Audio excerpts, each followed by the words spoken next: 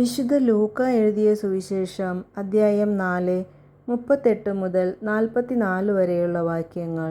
യേശു പത്രോസിൻ്റെ ഭവനത്തിൽ. അവൻ സിനഗോഗിൽ നിന്ന് എഴുന്നേറ്റ് ശിമയോൻ്റെ വീട്ടിലേക്ക് പോയി. ശിമയോൻ്റെ അമ്മായിയമ്മ കലശലായ പനി ബാധിച്ച് കിടപ്പായിരുന്നു. ആളുകൾ അവൾക്കു വേണ്ടി അവനോട് സഹായം അപേക്ഷിച്ചു. അവൻ അവളുടെ അടുത്തെത്തി പനിയെ ശാസിച്ചു. അത് അവളെ വിട്ടുമാറി. ഉടനെ അവൾ എഴുന്നേറ്റ് അവനെ ശുശ്രൂഷിച്ചു. വൈകുന്നേരമായപ്പോൾ വിവിധ രോഗങ്ങളാൽ കഷ്ടപ്പെട്ടിരുന്നവരെയെല്ലാം അവർ അവൻ്റെ അടുത്ത് കൊണ്ടുവന്നു. ഓരോരുത്തരുടെയും മേൽ കൈവച്ച് അവൻ അവരെ സുഖപ്പെടുത്തി. നീ ദൈവപുത്രനാണെന്ന് ഉറക്കെ വിളിച്ചു പറഞ്ഞുകൊണ്ട് അനേകരിൽ നിന്ന് പിശാചുക്കൾ വിട്ടുപോയി. അവൻ അവയെ ശാസിച്ചു. താൻ ക്രിസ്തുവാണെന്ന് അവയ്ക്ക് അറിയാമായിരുന്നതുകൊണ്ട് അവൻ അവയെ സംസാരിക്കാൻ അനുവദിച്ചില്ല. പ്രഭാതമായപ്പോൾ അവൻ ഒരു വിജന സ്ഥലത്തേക്ക് പോയി. ജനക്കൂട്ടം അവനെ അന്വേഷിച്ചു ചെന്നു.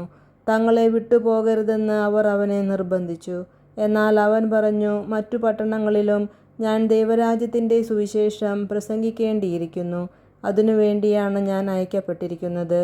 അവൻ യൂദയായിലെ സിനഗോഗുകളിൽ പ്രസംഗിച്ചു കൊണ്ടിരുന്നു. നമ്മുടെ കർത്താവായ മിശിഹായ്ക്ക് സ്തുതി.